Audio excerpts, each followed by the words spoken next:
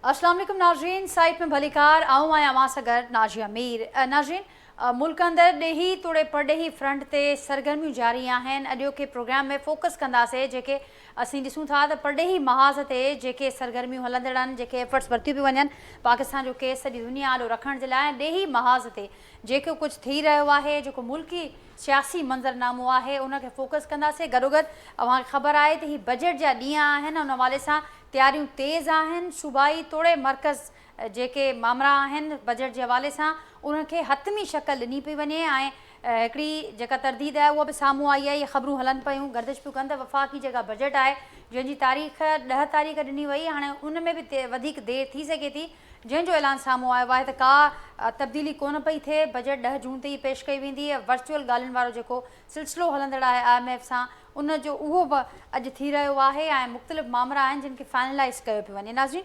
Programme में जेके गुफ्तगू जे लाइ पैनल मूंसां गॾु मौजूदु आहिनि, जो तारुफ़ मां सां कराईंदसि। मूंखे जॉइन कयो आहे अॼोके पैनल में पाकिस्तान पीपल्स पार्टी जा MNA आहिनि मिर्ज़ा इख्तियार बेग साहब, वीडियो लिंक ज़रिए अॼोके प्रोग्राम जो हिसो आहिनि।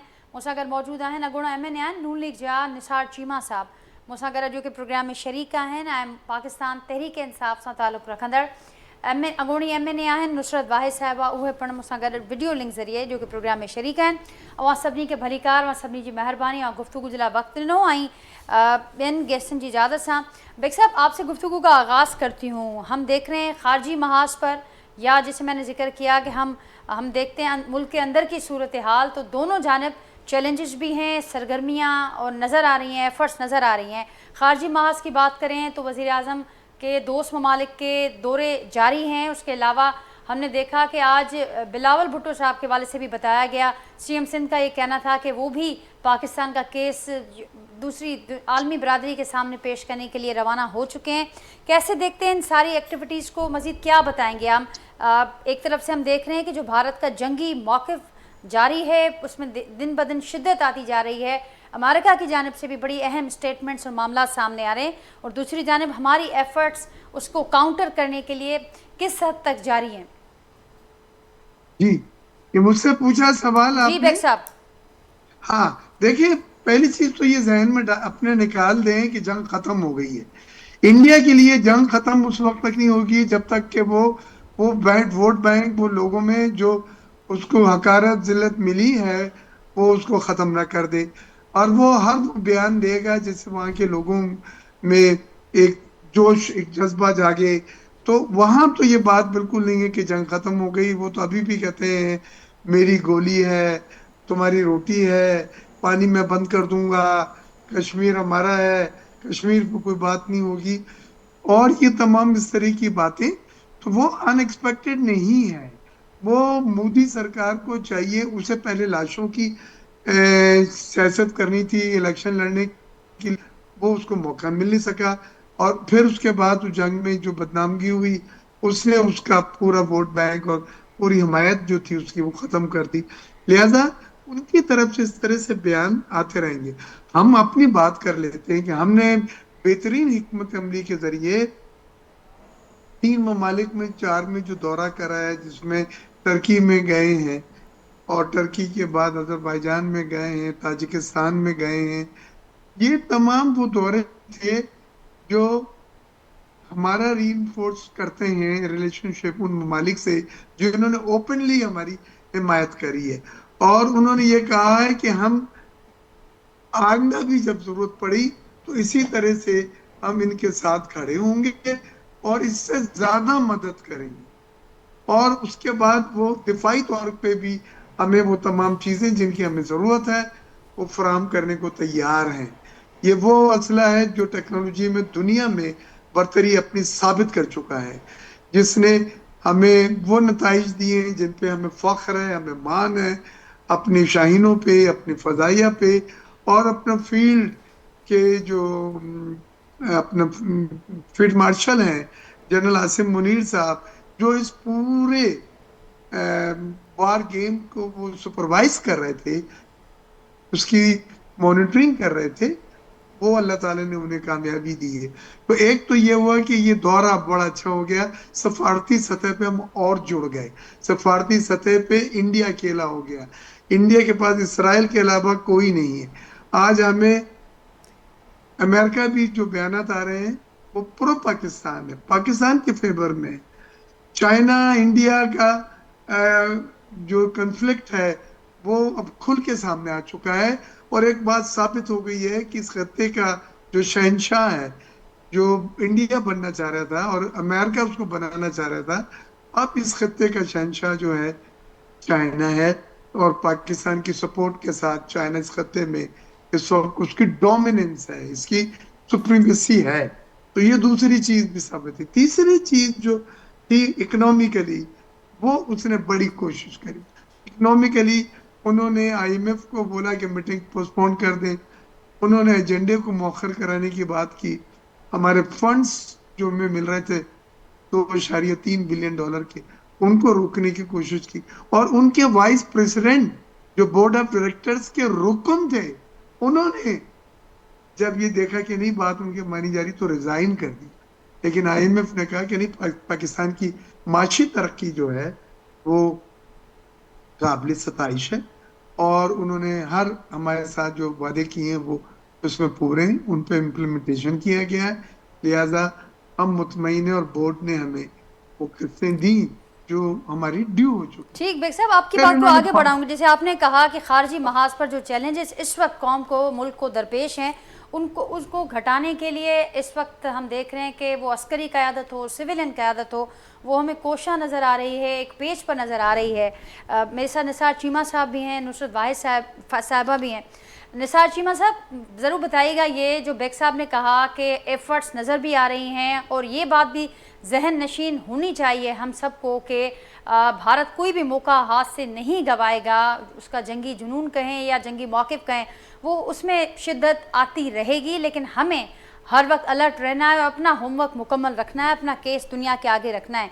लेकिन हम जब एक डेलीगेशन भेज रहे हैं, एक सफारती हमारा वफ़द जा रहा है, और हम देख रहे हैं कि उसके मुकाबले में भारत के 7 डेलीगेशंस दुनिया के मुख्तलिफ ममालिक में जाएंगे। उसके अलावा भी जो इकॉनमी की बात हुई, मजबूत मईशत का जिक्र हुआ कि ज़ाहिर है मजबूत मुल्क वही कंसीडर होगा जिसकी मईशत मजबूत होगी, जिसके जो हालात होंगे, वो अंदरूनी जो हालात होंगे वो बेहतर होंगे। तो इस ज़मन में भारत को एक एज हमने देखा है कि माजी में रहा है हासिल इकॉनमिकली।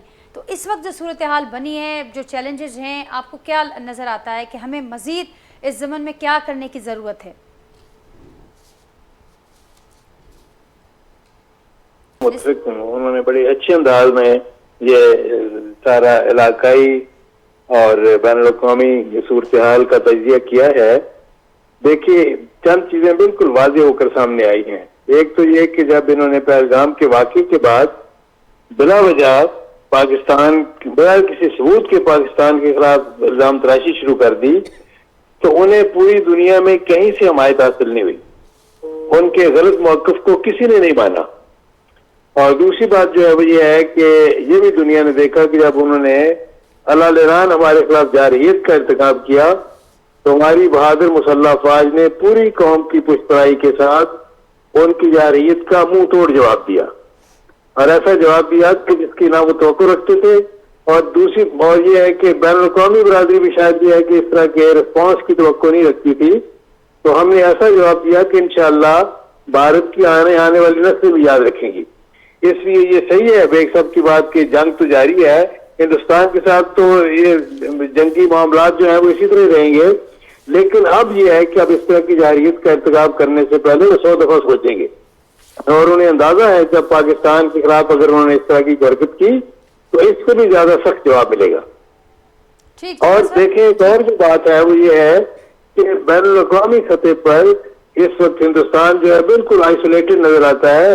और बाकी बेग साहब की बात ठीक है कि सिवाय इसराइल के किसी मुल्क की उन्हें ईरानिया हमायत हासिल नहीं है।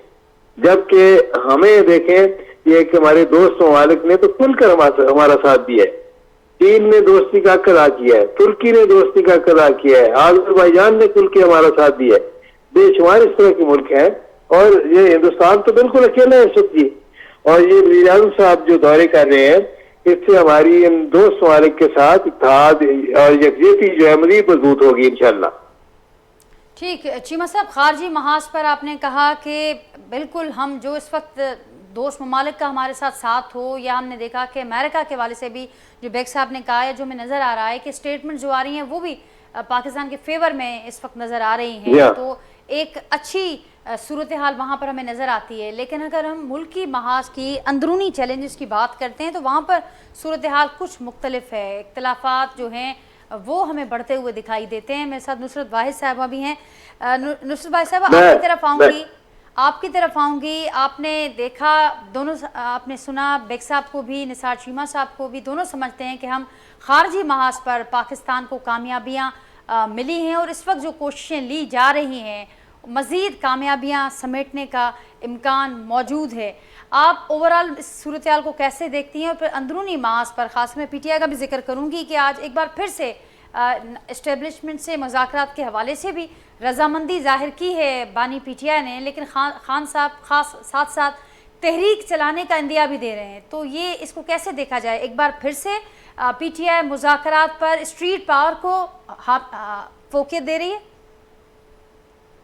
नाजिया, मुझे बीच में आपकी आवाज़ कट गई। नुसरत भाई साहब, मुझे बताइएगा कि एक तरफ हम सुन रहे हैं कि मुल्क के लिए इत्तेहाद करने के लिए आज आपकी पार्टी के आपके फेलो हैं सेनेटर अली जफ़र साहब का ये कहना है मुलाकात के बाद कि खान साहब इस बात के लिए रजामंद हैं कि इस्टेब्लिशमेंट से वो मुज़ाकरात करने के लिए मुल्क के लिए तैयार हैं, लेकिन साथ साथ कोई गिव एंड टेक नहीं होगी, ये भी कहा गया है। फिर वो ये भी कहते दिखाई दिए कि उन्होंने कारकुनान को हिदायत भी दी है कि वो तैयार रहें, जल्द ही लाहे अमल दिया जाएगा किसी तहरीक के लिए। तो किसको कैसे समझा जाए? एक बार फिर से पाकिस्तान तहरीक इंसाफ मुज़ाकरात पर स्ट्रीट पावर को फोकियत दे रही है। बहुत शुक्रिया नाजी, प्रोग्राम में इनवाइट करने का मुझे। देखिए, यहाँ पे अभी एक छोटी सी जंग होगी गुजरी है जिसमें पूरी दुनिया ने देखा, खास तौर पे हमारे आर्मी के जो हजरात हैं उन सब ने इसको एक्नॉलेज किया। DGISPR ने यहाँ तक कहा कि सोशल मीडिया के टाइगर्स ने बहुत अच्छा काम किया और हम उनके शुक्रगुजार हैं। तो अगर कोई ऐसी बात होती है कि मुश्किल वक्त आ रहा है तो यकीन कीजिए कि हमारा पूरा का पूरा जो यूथ है, टाइगर्स हैं जो हमारे, वो सब के सब अपनी फौज के साथ खड़े होंगे, अपने पाकिस्तान के साथ खड़े होंगे। उस वक्त कोई ऐसी चीज नहीं होगी कि जिसके ऊपर कहा जाए कि हम कोई प्रोटेस्ट करने निकल रहे हैं या कुछ और करने जा रहे हैं। ये खान साहब ने जो बात की है वो सिर्फ ये की है कि अभी जो भी सिचुएशन है, अगर इसको सॉल्व कर लेते हैं, इसको अच्छे तरीके से बातचीत कर लेते हैं और एस्टेब्लिशमेंट से बात करने के लिए तैयार है हम सब। जाहिर है कि जिनके हाथ में पावर है उनसे ही बात करेंगे ना, किसी और से तो बात नहीं करेंगे। उनसे बातचीत का मतलब क्या है? दो सिर्फ उनकी डिमांड्स हैं। एक ये कि जमहूरियत को बहाल किया जाए सही मानों में, और अदलिया को बहाल किया जाए। तो ये दो चीजें ऐसी हैं जो जिसके बारे में कोई भी हार्म नहीं होना चाहिए कि हम पाकिस्तान में चाहते ही यही हैं। तो अब जबकि ये सिचुएशन है, जंग से हम निकल गए। आपने जैसे अपने पिछले उसमें कहा कि इंडिया की बहुत तेजी से काम हो रहा है, उनके साथ डेलीगेशन मुख्तलिफ मुल्कों में फिर रहे हैं और हमारे यहाँ सिर्फ एक बिलावल भुट्टो है, उनके साथ 2-4 लोग हैं। तो यहाँ पे ये देखना चाहिए कि उनके कितने लोग एक्सपीरियंस्ड है, फॉरेन ऑफिस का उनको कितना पुराना तजुर्बा है। कोई 20 साल से, कोई 25 साल से फॉरेन ऑफिस में काम कर रहा है। उनके मुकाबले में बिलावल भुट्टो का एक फॉरेन मिनिस्टर वो थे, लेकिन सिवाय दौरों के उसके अलावा उन्होंने कोई उसमें प्रोडक्टिव काम नहीं किया। 56 ममालिक में गए लेकिन वहाँ कुछ भी लेके नहीं आए वो। तो अब अगर इस तरह के लोगों को आप भेजेंगे अपनी इसके लिए कि जी वो जाके लोगों को बताएं कि हम कौन हैं और क्या चाहते हैं, हमारे यहाँ से दखलकारी नहीं होगी कभी भी। लोग नहीं चाहेंगे कि दो न्यूक्लियर कंट्रीज जो हैं वो आपस में लड़ाई करें। तो खान साहब का हमेशा से ये रहा है कि हम पहल नहीं करेंगे, अगर कोई आएगा तो will not think about it, will do it. लेकिन तहरीक की जो बातें चल रही हैं, ये तो खुद अली जफर साहब कहते हैं कि खान साहब ये कह रहे हैं कि कारकुनान बिल्कुल तैयार रहे, हम तहरीक के हवाले से चंद दिनों में लाहे अमल का ऐलान करेंगे। देखिए, अगर बातचीत हमारी नहीं होती है या एस्टेब्लिशमेंट बातचीत के लिए तैयार नहीं होती है या कोई और इस तरह की सिचुएशन होती है तो होगा, अभी नहीं। अभी फिलहाल हम लोग पूरी तरह तैयार हैं कि हम अपने एस्टेब्लिशमेंट से बातचीत करें।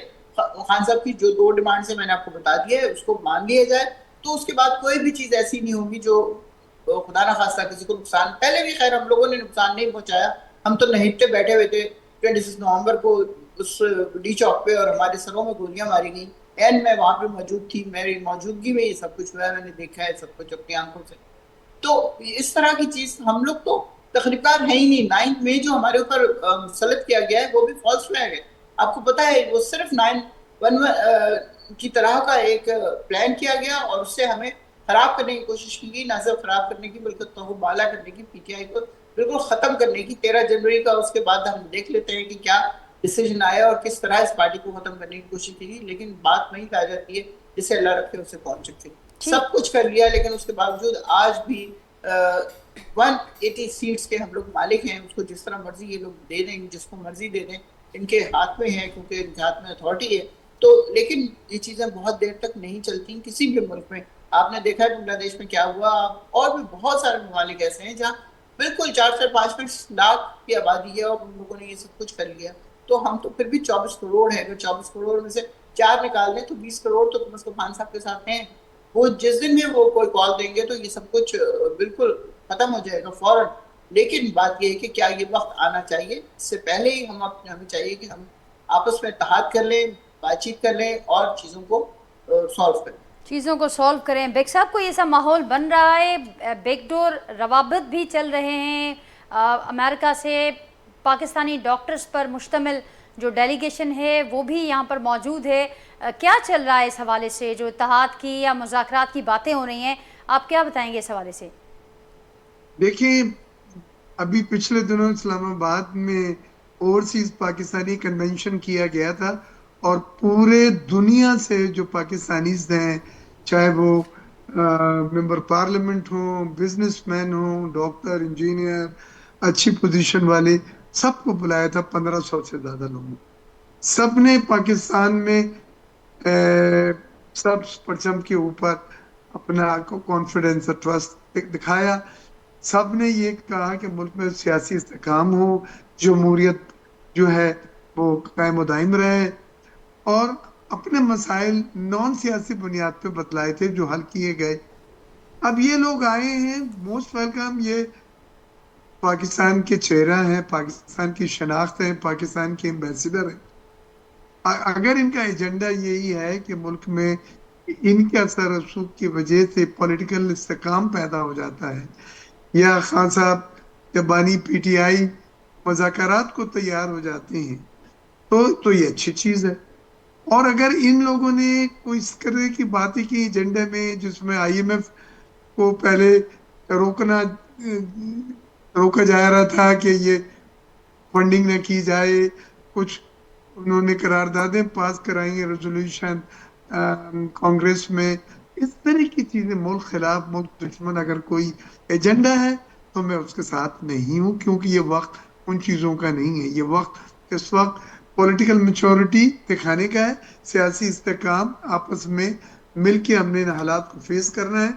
बिलावल साहब अभी एक हाई पावर डेलीगेशन के साथ 2 तारीख को वो जा रहे हैं अमेरिका, यूरोप में। उधर से इंडिया के 5-6 डेलीगेशन एक शशि थ्रू जो है उनके मेंबर पार्लियामेंट कांग्रेस के, वो लेके गए हुए।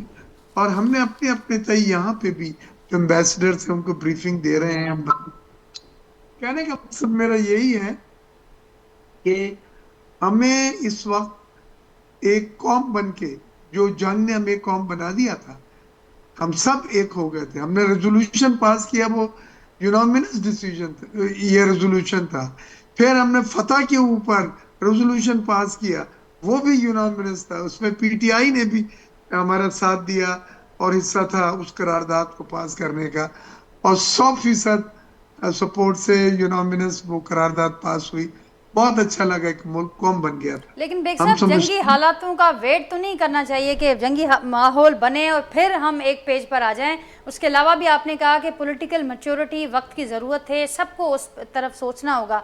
तो अब वो जाहिर है पीटीआई ये कहती है कि एस्टेब्लिशमेंट से बात होगी, सियासी कुव्वतों से बात नहीं होगी। जी, पीटीआई ने ये देख लिया है कि ये तहरीक, जी आवाज नहीं आ रही। बेग साहब, आपकी आवाज़ हम तक नहीं पहुंच रही है, आपका माइक अनम्यूट करेंगे आप। नाज़िम बेग साहब जो आवाज़ पहले 2 दिन तोड़ दिए थे। मैं इन्हें तजवीज़ ये करूंगा कि आप, हमारे प्राइम मिनिस्टर ने भी बोला इनसे कि आप आए, मुज़ाकरात करें, सियासी इस्तेकाम चाहिए। और हम भी जो पार्लियामेंट में इनके सपोर्टर हैं, जो इनके वोटर्स हैं, हम हमेशा उनको साथ लेके चल रहे हैं। और कौमी असम्बली में जो स्पीकर साहब हैं वो बड़े न्यूट्रल रह के, जितना बल्कि इनको टाइम देते हैं उतना हमें नहीं टाइम दिया जाता। तो मैं समझता हूँ हर चीज देख ली हमने, हासिल कुछ नहीं हुआ। अब कम से कम एक चीज जो है कि टेबल पे बैठ के मुज़ाकरात करके हम आगे चलते हैं। और कोई भी चीज हल पे आखिर नहीं होती। हुकूमत भी फ्लेक्सिबल नजर आती है। स्टैब्लिशमेंट का इस वक्त मोरल बहुत हाई है, और उन्होंने जो इस कौम के लिए किया है वो कर्ज है जो हम सब लिए फिर रहे हैं। हमें उम्मीद नहीं थी इतने महदूद वसाइल में इतनी शानदार कारकर्दगी। Hats off to them. बेग अब साहब, आपने कहा देखें, कि आगे बढ़ने का वक्त है और सबको आगे आगे बढ़ने का बढ़ना। है। इंडिया कराएगा बलूचिस्तान में इस तरह की दरअंदाजियां और इस तरह के वाकया, जाफर एक्सप्रेस जैसे स्कूल में जैसे अभी उन्होंने प्रॉक्सी कराई है, वो कराता रहेगा। क्योंकि उसको अगर ये चीजें उसने बंद कर दी तो मोदी की मौत है, उसका इलेक्शन में वाजिब शिकस्त है। लिहाजा वो इस मौजू को जिंदा रखेगा। इस मौजू को इस तरह की जो दरअंदाजियां हैं उससे जिंदा रखेगा। ठीक बेग साहब, एक अवाम पानी के की हवाले वो से भी मासूम बड़ा लोग। अहम मौजू है। हमें एक ब्रेक मुझे यहाँ पर एक लेना है। नाज़रीन, कमर्शियल ब्रेक था बैठा हूँ, ब्रेक खां पे वापस था अचूं ऐं गुफ्तगू के हितां खां ई जोड़ींदासीं।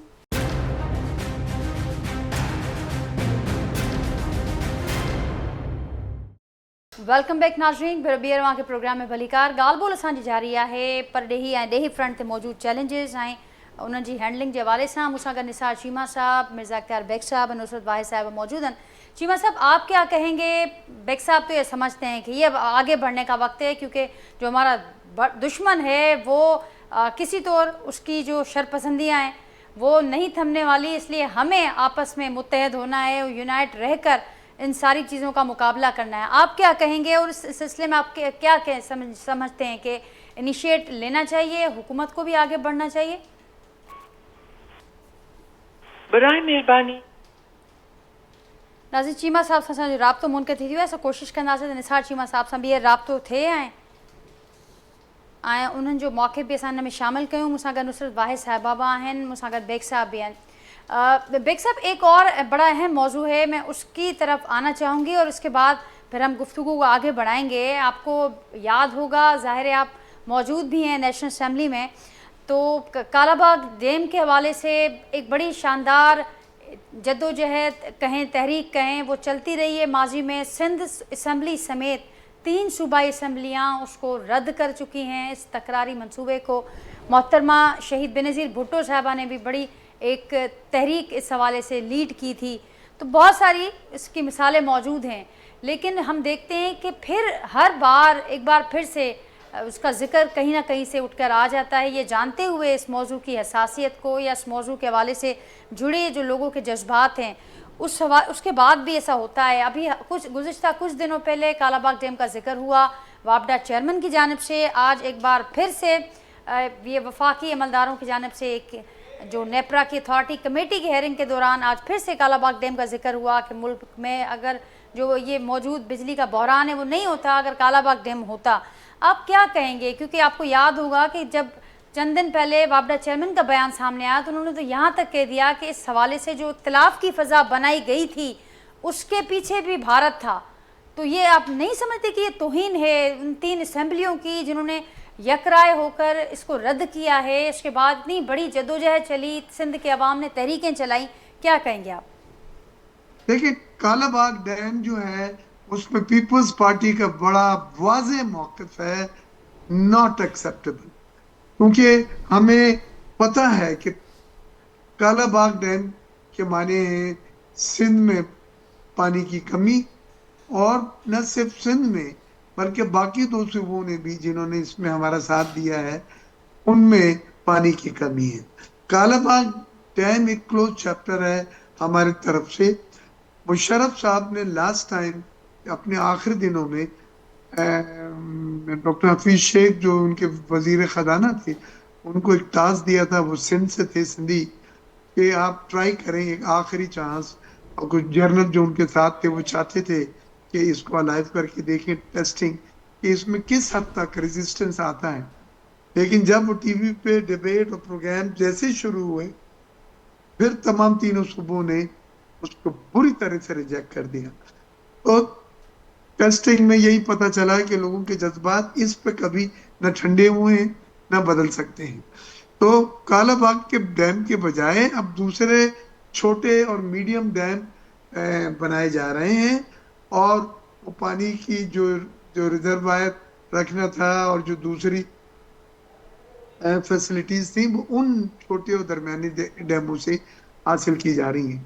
बेग ये साहब, आप नहीं एक समझते क्लोज कि सेक्टर है। एक मैं ऐसा एक वक्त। जिम्मेदारी से कह रहा हूँ, जी। हमारे यहाँ कोई इसका बिल नहीं है, कोई और ऐसी चीज नहीं है जो मेरे इल्म में हो। मैं तकरीबन तमाम अहम कमेटियों में हूँ, लिहाजा हमें सिंध के अवाम और बाकी दो सूबों को भी बिल्कुल फिक्र न करना चाहिए कि अपने कालाबाग डैम दोबारा से सर उठा रहा है और दोबारा से ये इशू जिंदा हो रहा है, और दोबारा के इन सूबों की जो जो तहफ़्फ़ुज़ात हैं, जो रिजर्वेशंस हैं, वो फिर उठेंगी, और किसी भी सूरत में ये आवाम को कबूल नहीं है।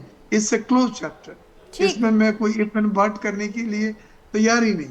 ठीक बेग साहब, लेकिन आप नहीं समझते कि ऐसा माहौल, एक ऐसा वक्त जब सिंध के अंदर पानी के हवाले से एक बड़ी एक तवील एक जदोजहद चलती है, मुस्तकिल उसका सिलसिला हम देख रहे हैं कि अभी भी जारी है, और लोग ज़ाहिर है कि इसको जोड़ते हैं हयात के साथ, ज़िंदगी के साथ, पानी के इस अहम मसले को हम जोड़ते हैं। एक ऐसा वक्त जब हम ख़ुद भारत से एहतजाज कर रहे हैं पानी के मामले पर, और ख़ुद हम आलमी बरादरी के आगे जा रहे हैं, और ऐसे वक्त में किसी ऐसे, आपने कहा कि किसी क्लोज चैप्टर को फिर से खोलने की कोशिश करना, और ज़ाहिर है उससे जज्बात मजरू हो रहे हैं।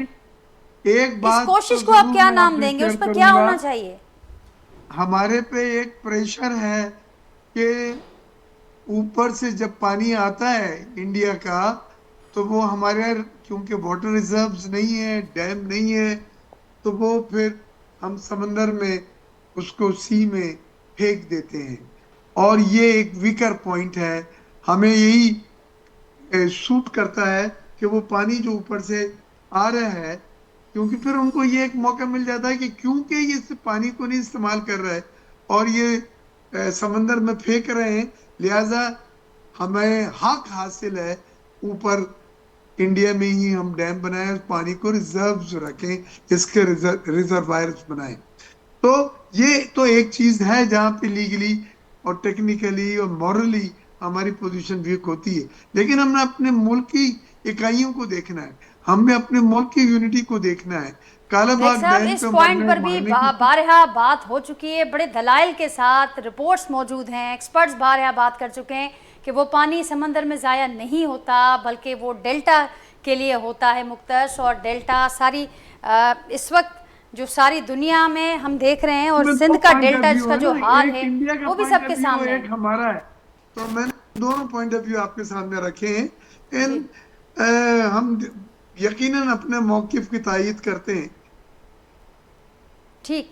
बेग साहब, आपकी बात को आगे बढ़ाऊंगी। नुसरत वाइस साहबा भी हमारे साथ मौजूद हैं, निसा चीमा साहब के साथ हम कोशिश करें कि हमारा राब्ता बहाल हो। नुसरत वाइस साहबा, आप कुछ कहना चाहेंगी इस पर?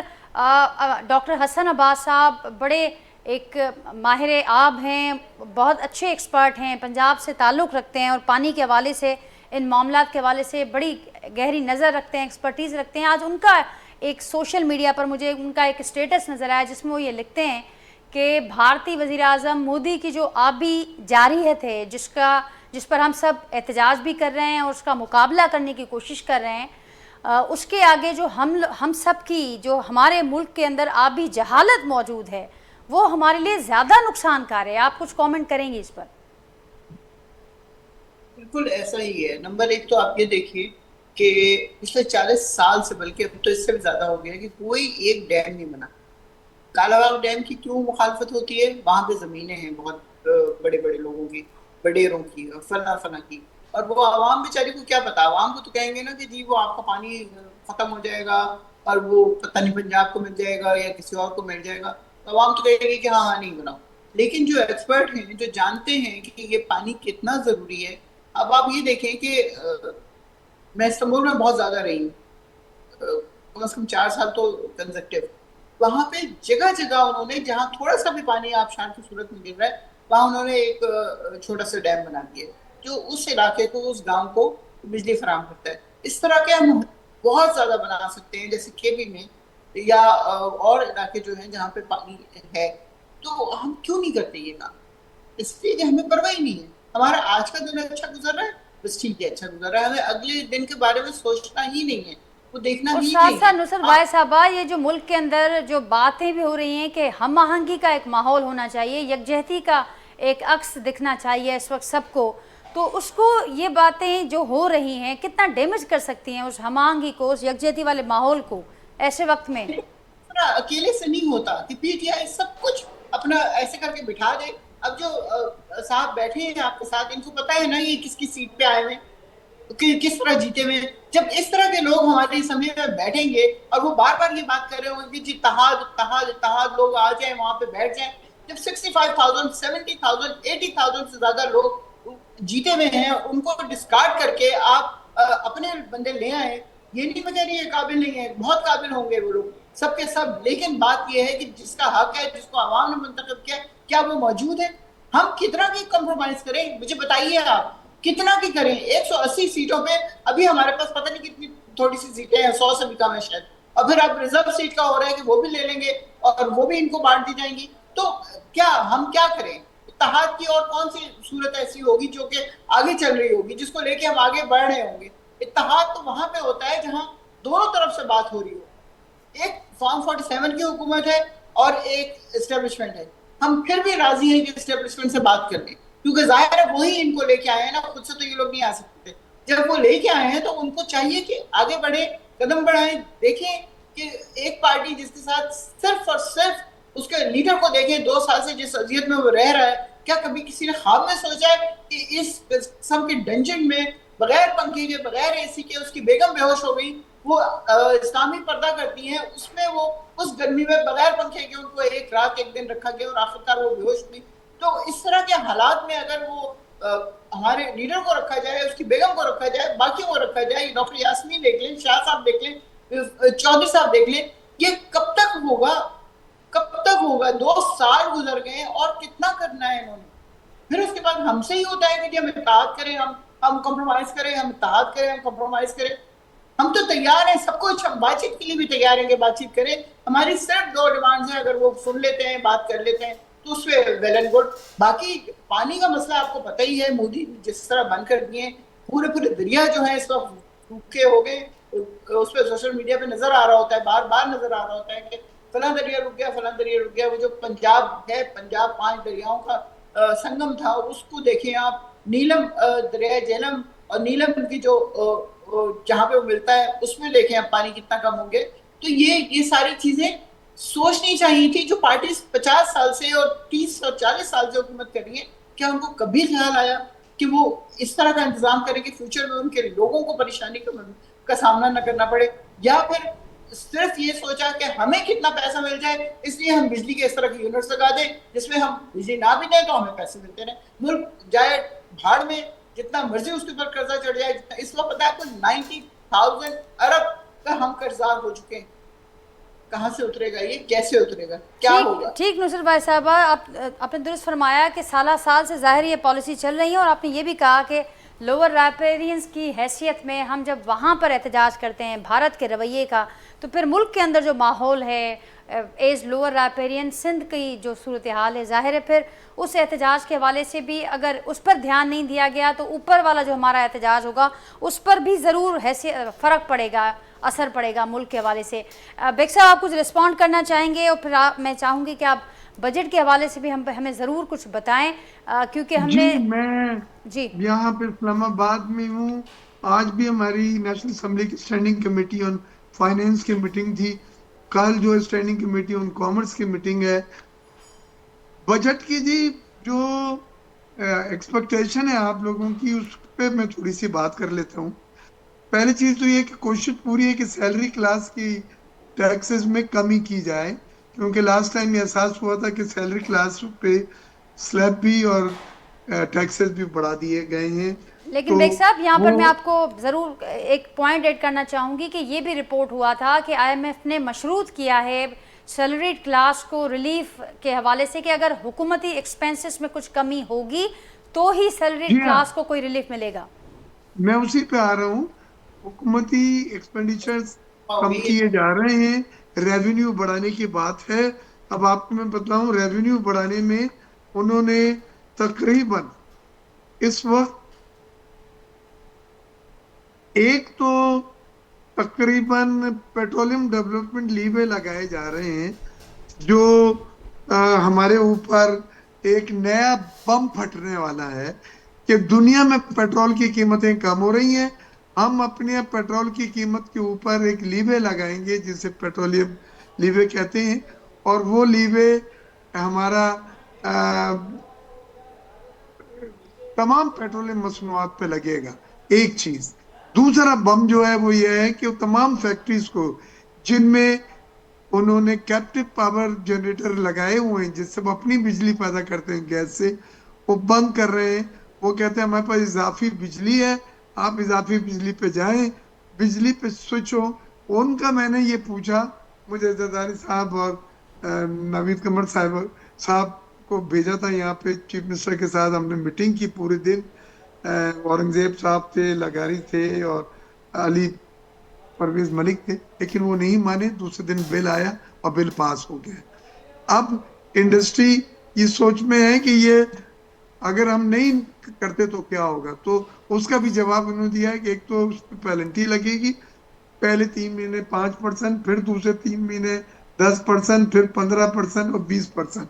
लिहाजा और नहीं वो माने, स्विच नहीं हुए तो गैस कनेक्ट कर दी जाएगी, उनकी डिसकनेक्शन कर दी जाएगी। ये वो चीजें हैं जिस पे मैं समझता हूँ बिजनेस कम्युनिटी बहुत अपसेट है।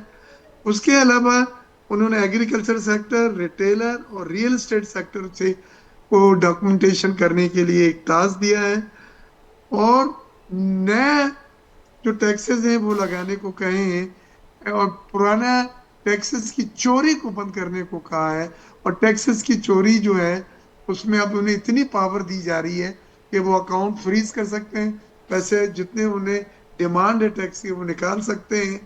तो ये वो हार्श है। अब पेट्रोलियम लीवे 1311 अरब रुपए एक साल का हासिल किया जाएगा लोगों से, और उसके बाद एक कार्बन लीवे भी लग रहा है। उसके बाद दिफाई बजट में हम चाहते भी हैं, और भुट्टो साहब ने जैसे कहा था कि हम घास खा के एटम बम बनाएंगे, और बनाया, तो इस बार शायद 2500 अरब रुपए की रकम मुख्तस की जा रही है दिफाई बजट के लिए।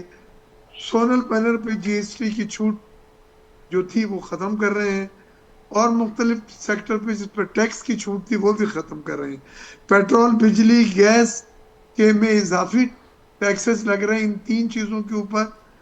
और एफबीआर का जो टारगेट है वो पिछला, क्योंकि वो अचीव नहीं हो सका है, तो अब टैक्स का टारगेट रिवाइज किया गया इस साल का भी, और उसके बेसिस पे नेक्स्ट ईयर का ठीक, कायम ये जो किया सारी जाएगा। चीज़ें आपने बताई, जो सारी तफसीलात बेग साहब से, ये बात तो बड़ी वाज़ेह हो गई कि पोस्ट कॉन्फ्लिक्ट बजट है। और आपने टैक्सेस का बताया, दूसरी चीज़ों का बताया था कि आम आदमी जो थोड़ा बहुत अगर सोच रहा हो कि कोई ना कोई रिलीफ मिलने का इम्कान है, वो सोच बिल्कुल ख़त्म कर ले कि कोई रिलीफ इस बार नहीं मिलना। लेकिन साथ साथ आपने ये भी जिक्र किया कि हुकूमती खर्चात जो हैं, जो एक्सपेंडिचर्स हैं, उनको कम करने के हवाले से भी काम हो रहा है। तो किस किस मद में हुकूमत अपने खर्चे घटाने पर सोच रही है, वो अगर आप हमें बताना चाहें। देखिए 3-4 चीजें हैं जो आपसे मैं शेयर कर लूं। एक तो loss making organization, public sector loss making organization जो है, जिसमें पीआईए शामिल है, रेलवे शामिल है, जिसमें स्टील मिल शामिल है, और जिसको वापडा कहते हैं आपको शामिल। ये चार जो हैं हर साल 1000 अरब रुपए जो हैं ये नुकसान और खसारा कर रहे हैं। इसमें पीआईए की पूरी उम्मीद है प्राइवेटाइज इंशाल्लाह हो जाएगा, और पीआईए की जो है वो जो अपने सेकंड बार जो इसको लेके जा रहे हैं, इंशाल्लाह पीआईए प्राइवेटाइज हो जाएगा। पीआईए प्रॉफिट में भी इन 2 महीनों में आया है, यूरोप के रूट भी उसको मिले हैं और अब बेहतर कंडीशन में है। उसके कुछ जहाज जो ग्राउंड थे वो चल रहे हैं, अब उस पर पार्ट्स वगैरह लगा दिए गए। एक तो ये है। दूसरी चीज, आईपीपी के साथ जो नेगोशिएशन करा था, 3,500 अरब रुपए बचत होगी। हम जो फिक्स टैक्स देते थे, जिसको कैपेसिटी चार्जेस देते थे, अब वो खत्म कर दिया, उसकी जगह टेक एंड पे कर दिया। तो दूसरी जगह यहाँ पे हम इसको बचत कर रहे हैं। पेंशन में हमने कुछ चीजें ला रही, तो डबल पेंशन जो दी थी वो खत्म हो जाएगी। अगर आप कहीं जॉब कर रहे हैं और जॉब की सैलरी ज्यादा है तो पेंशन छोड़ दें। ठीक ठीक बेग साहब, आपकी बात को आगे बढ़ाऊंगी क्योंकि रिसेंटली जो अगर आपकी हुकूमती पेंशन जो का अमाउंट नुमाइंदे, ज्यादा है, जी, जो हुकूमती नुमाइंदे छोटे तो हैं डबल जो पेंशन खत्म की जा रही है। इक़्तिदार में मौजूद हैं, उनकी सैलरीज तो बड़ी हैं, बड़ी डबल हुई हैं। नुसरत भाई साहबा, कुछ कहना चाहेंगी आप? बजट के हवाले से तफसीलात शेयर की बेग साहब ने, और पानी, बिजली, गैस, पेट्रोल, किसी फील्ड को नहीं छोड़ा गया जिस पर कोई टैक्स ना लगा हो या लगने वाला हो या कोई रिलीफ मिल सकता हो। क्या कहेंगे आप? देखिए, बात ये है कि नेशनल असेंबली से 250 लोगों को नौकरी से निकाल दिया जाता है, जो लोअर स्टाफ के लोग हैं, कि बजट पे बहुत जोर पड़ता है और बहुत मुश्किल होती है इतने लोगों की तनख्वाह देने में। और यहाँ पे जो असेंबली के रुकन हैं उनके लिए 140 गुना इजाफा हो जाता है। हमारी थी 167, 168, इनकी है 10 लाख, तकरीबन 10 लाख। और उसके बाद और फैसिलिटीज जो होंगी वो और होंगी, और इस तरह बहुत ज्यादा होगा। तो यहाँ पे असल में वो वाली चीज ही नहीं है कि आवाम के लिए कुछ सोचना है। वो मेरे ख्याल में तो अगर इन लोगों को ये था कि आवाम के लिए कुछ सोचना है, तो पिछले 50 साल बहुत ज्यादा थे। जो रोटी कपड़ा और मकान का वादा करके वो सब कुछ छीन लिया। नुसरत भाई साहब, 10 लाख नहीं है, 5 लाख है। और पहले एनपीए को जो पंजाब में और सेनेटर्स को जो था ये 10 ये लाख किया था, लिहाजा नेशनल असेंबली की तो है। अभी बात में हुई है। बट 5 लाख है, 10 लाख नहीं है। जी नुसरत भाई साहब, 5 लाख कम हो गए, 5 लाख है जी। 5 लाख भी कोई छोटी तनख्वाह है क्या? हम लोगों को तो 167, 168 मिलती थी, उस पर भी होता था। वो इतनी तनख्वाह मिलती है। आपके जो पीटीआई वाले बैठे हैं 100, उनको भी यही 5 लाख मिल रही है। जाहिर है वो नेशनल असेंबली में उनको भी मिलेगी। वो क्यों कहेंगे कि हमें नहीं चाहिए, जब लेकिन सबको मिल रही है एक तो जो एक मजदूर की जो फिक्स वेज है 37-37 वो भी उसको नहीं मिल रही यहाँ पर। उसके लिए कौन बात करेगा?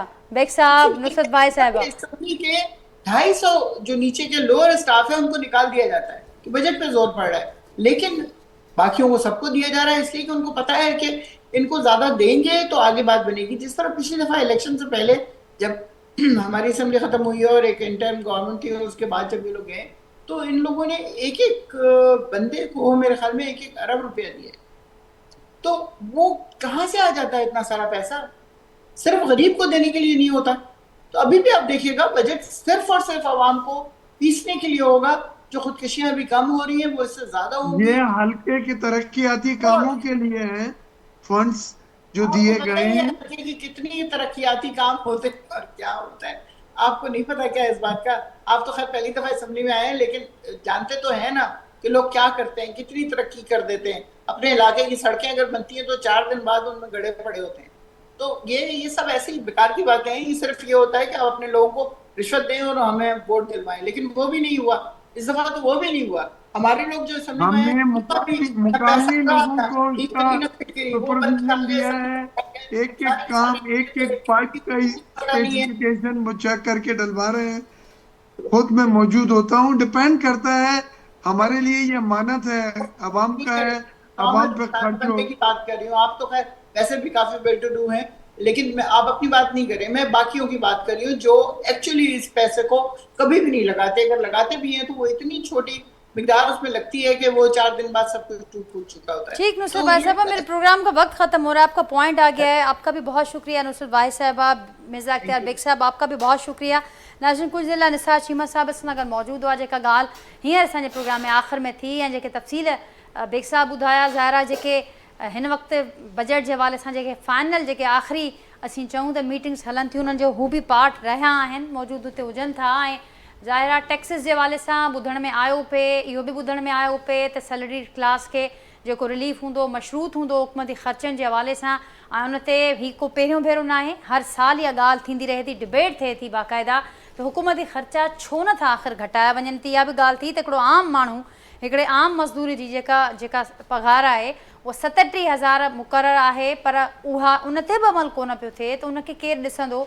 सरकारी इदारनि खां सवाइ जेके प्राइवेट इदारा आहिनि उन्हनि जा जेके माण्हू आहिनि उन्हनि जो तादाद बि तमामु वॾो आहे ऐं उन्हनि खे केरु ॾिसंदो। त मुख़्तलिफ़ सवाल आहिनि जेके जॾहिं ख़ासि करे बजट खां अॻु माण्हू सोचे थो। ऐं जेका ॻाल्हि बेग साहब हिते कई त हीउ जेको पैसो आहे टैक्स जी मद में अवाम ई ॾिए थो त अवाम जी अमानत आहे। हाणे उहो आहे माण्हुनि ते पार्टियुनि ते त उहो कहिड़े रीति अवाम जी अमानत जो छा इस्तेमालु कनि था ऐं पोइ आख़िर में इलेक्शन में वञी करे अवाम वटि उहो इख़्तियार हुजे थो त हाणे उहो डिसाइड करे त कंहिं हुनजी अमानत खे सही इस्तेमालु कयो ऐं कंहिं हुनजी अमानत खे सही इस्तेमालु न कयो। बहरहाल जेका हींअर ताईं जी सूरत हाल आहे नाज़रीन हवाले सां अव्हां ॻाल्हि ॿोल ॿुधी त छा कुझु बजट में थियणु वञे पियो ऐं छा प्रायोरिटीज़ आहिनि जेके पार्टीज़ इक़्तिदार में वेठल आहिनि। असां ज़रूरु अव्हांखे हुन हवाले सां अपडेट करण जो सिलसिलो जारी रखंदासीं। एॾो की प्रोग्राम में थियल गुफ़्तगू जे हवाले सां असांखे ज़रूरु पंहिंजे फीडबैक खां आगाह कजो। वरी सुभाणे मां सां मुलाक़ात थींदी, तेसिताईं ॾींदा इजाज़त। अल्लाह हाफ़िज़।